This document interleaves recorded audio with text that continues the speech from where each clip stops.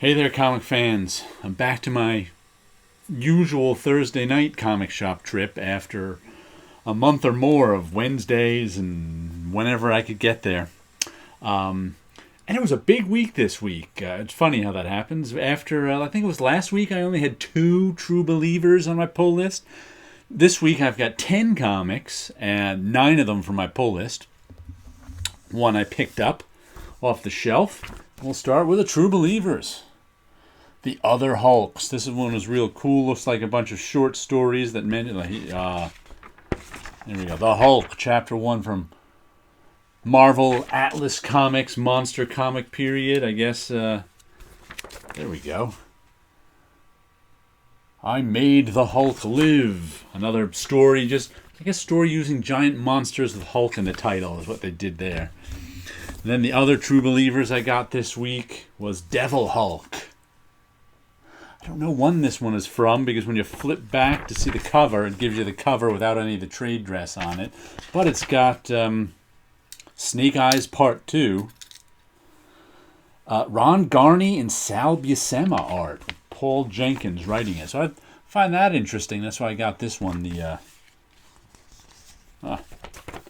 double page spread. Ron Garney, Sal Buscema art. So I think that'll be interesting.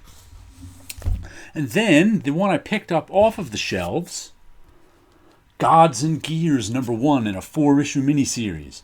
It's an Alterna comic, so it was only $1.50. That's why I picked it up. And I flipped it open, and the artwork seemed pretty cool. I liked the cover in general. Weird. Some time travel adventure story. Adventure across time. You know what? For $1.50, I'll give it a try. There was actually another Vault comic I saw there today, but I've already got a few Vault comics on my pull list now, and they were $4, and this one was $1.50, so I went for that one. Then, since it's the last Wednesday of the month, we have the Iron Manticore, the latest Cerebus in Hell, with the, I guess you'd call it an homage cover to that Devil in a Bottle Iron Man cover, 120-something, 119, I don't remember what. More comic strips from Dave Sim and Cerebus. Is this all Iron Man? Sometimes he gets a theme. This looks like all like drunken Iron Manticore comics. So we'll give that one a read, see how it goes. Our next one is The White Trees, #2 of 2. And I ended up getting this one just because who's it by? Chip Zdarsky, Chris Anka, and Matt Wilson. And I've never read any Chip Zdarsky stuff, so I figured I picked up the first issue and it was okay. And it's only 2 issues, 2 $5 issues, so it's extra thick though. That's about a 40-page comic right there, at least. So it's probably 38 pages of story for $5. And it's a fantasy story about a bunch of old warriors who get dragged back into a new war. It was okay, the first issue. Like I said, since it's only 2 issues, I figured, it's not much of a commitment, even if I just think it's okay. It's okay for 2 issues. Then, speaking of Vault Comics, we've got Sara and the Royal Stars, #3. As far as I can tell, these are 5-issue miniseries. I enjoyed the first 2 issues. The plot moves along pretty quickly. It's a fantasy story. Oh, look at that. About trying to revive the kingdom. Some nice artwork there. Our lead is a princess in a kingdom who's in the middle of a war between brothers, and her brother or uncle lost the war while she was out trying to revive. There's like a blight on the whole country. And she met this old guy. Is he there? Nope, that's her. And maybe they're doing a different sort of old god each issue. Now she's got this woman with her. But she's walking around with these old, I don't even know what they are. Pardon me. Old god people who are trying to revive the country. So it's a quest type story with some warring factions going on in it too. The other Vault comic here, Resonant. Nice paper on these covers too. It's got a good feel. I like that. Resonant Number 3, once again, I believe, of 5. It's a horror comic. Taking place in this world where wacky... See all this chirping going on here?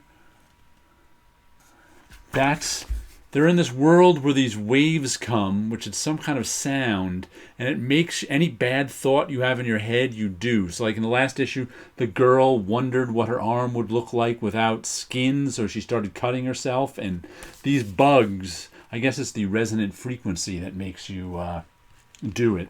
These bugs, well, that's what all the chirping is. They carry these bugs with them because somehow the chirping blocks out this sound from them. Oh yeah, those are all the little chirping bugs there on the cover. And it's a father had to leave his children behind in a cabin to get medicine for one of the children. They're on their own trying to survive. He had to go into this town. Now he's trying to survive too and get medicine. So it's a horror story, pretty good so far. Enjoying it. And then next we have Ragnarok, The Breaking of Helheim, issue number 2. Walt Simonson's version of Thor after Ragnarok happened. This is the second series. I think the first series went 12 issues. This series is going 6 issues. But it's a really cool Thor story. Ragnarok has happened. The world has ended, but Thor wasn't there to play his part.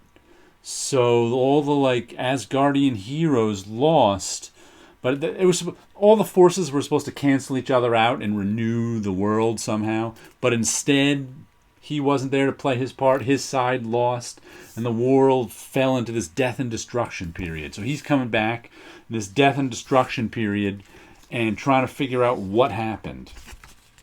Nice cover on this too, pretty thick.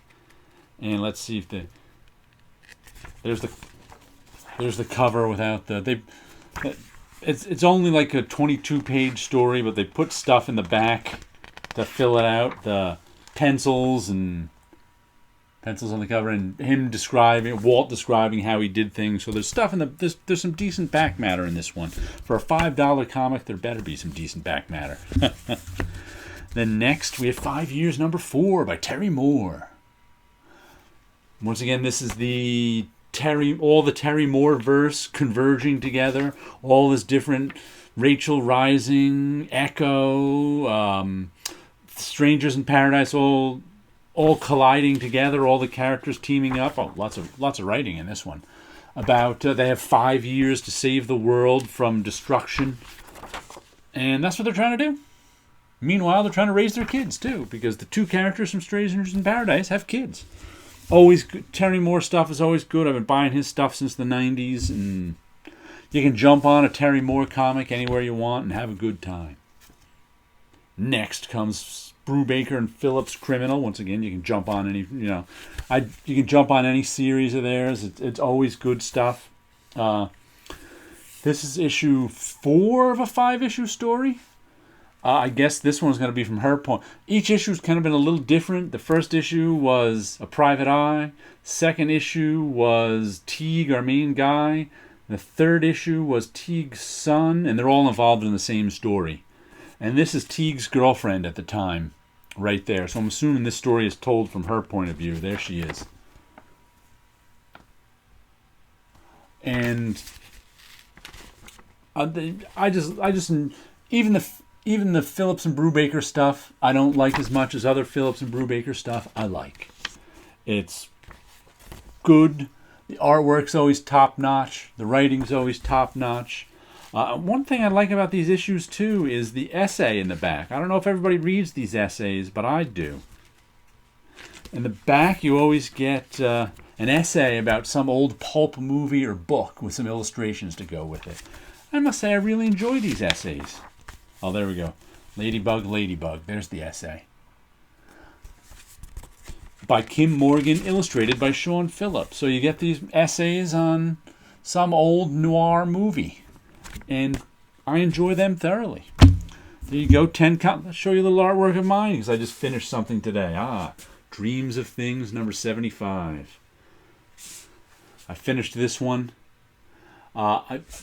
I showed you the black and white of it, the line drawing of it a couple weeks ago, I think. I just got the markers out and marker colored this whole thing up. I like the way this one came out. I don't know if this one seems very green to me. I don't often use that much green in an outfit. My outfits seem to be, that I put them in, seem to be one of the primary colors, but this time it was green. I also, here's one that I'll show you in the pencil stage. The ink stage. This one's getting ready to be colored. I just finished this one this week too. The ink's on it. Just kind of a strange. It's funny, those faces are the last thing as I put in. Because I had this all done and I'm like, there's something missing. I have no faces in here. So I drew these faces in over here and pulled it together. Sometimes it's just, you need a face at the end to pull it together. So most of my work has big faces in it. I like faces. There's a face there. There's another little one that's just a face here. So I'm always doing faces. So the fact that this one had an eye in the middle, but no faces, was like, I got to fix that and put a face in it. All right, so there you go. Some comic books, some artwork, and you guys have a good week out there.